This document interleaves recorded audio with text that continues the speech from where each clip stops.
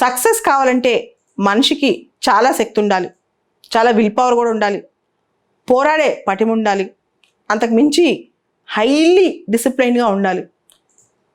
ఏ రంగంలో అయినా సరే ఈ రోజుల్లో పోటీతత్వం విపరీతంగా ఉంది. దేనిలో అయినా మనం వరల్డ్ క్లాస్ అని ప్రూవ్ చేసుకోవాలంటే ఆల్మోస్ట్ రోజుకి 12 నుంచి 15 గంటలు కష్టపడాల్సిందే, లేకపోతే ఏ రంగంలో కూడా నెంబర్ 1 అయ్యే అవకాశమే లేదు.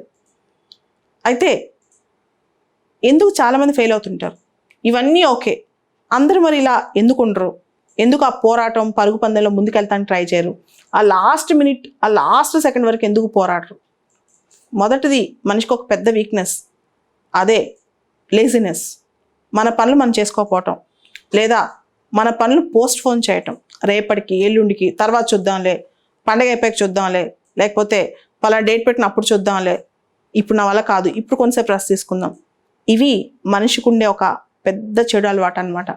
దీనివల్లే 99% మంది అనుకుని సాధించలేరు.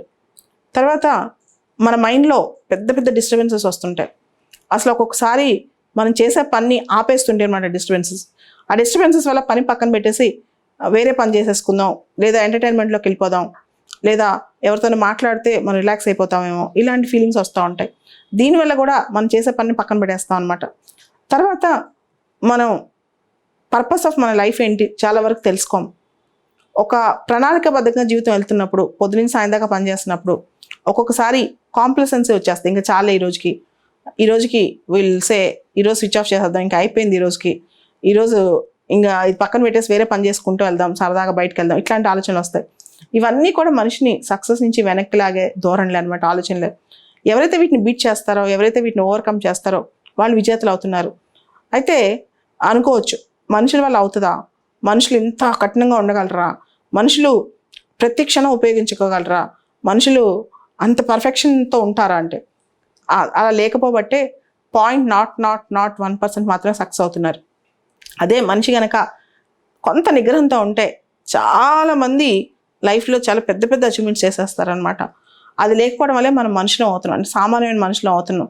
ఇది చేయాలంటే అంత ఈజీ కాదు, అది నేను ఒప్పుకుంటాను. అంటే మనల్ని మనం ఓవర్కమ్ అయ్యి, మనలో ఉన్న ఎమోషన్స్ అన్ని పక్కన పెట్టి, మనలో ఉన్న కష్ట నష్టాలన్నీ పక్కన పెట్టి, ఓపిక లేకపోయినా, నీరసం వచ్చినా, లేకపోతే ఎటువైపోయినా మనసు లాగిన, ఇవన్నీ పక్కన పెట్టి అత్యంత నిష్ఠతో కూర్చుని మనం అనుకుందే చేయాలి అంటే ఆ మనిషి ఋషి కావాల్సిందే. కానీ సక్సెస్ ఏంటో అలాంటి వాళ్ళకి ఎక్కువ వస్తుంది అనమాట. కానీ కొంతమంది సక్సెస్ వచ్చిన తర్వాత మళ్ళీ మనుషులుగా తయారవుతున్నారు. అంటే వాళ్ళు ఏ పాత్ర కోసం, దేనికోసం సక్సెస్ అయ్యారో పక్కన పెట్టేసి మామూలు పనులు చేసుకుంటూ మామూలు మోడ్లోకి వెళ్ళిపోతున్నారు.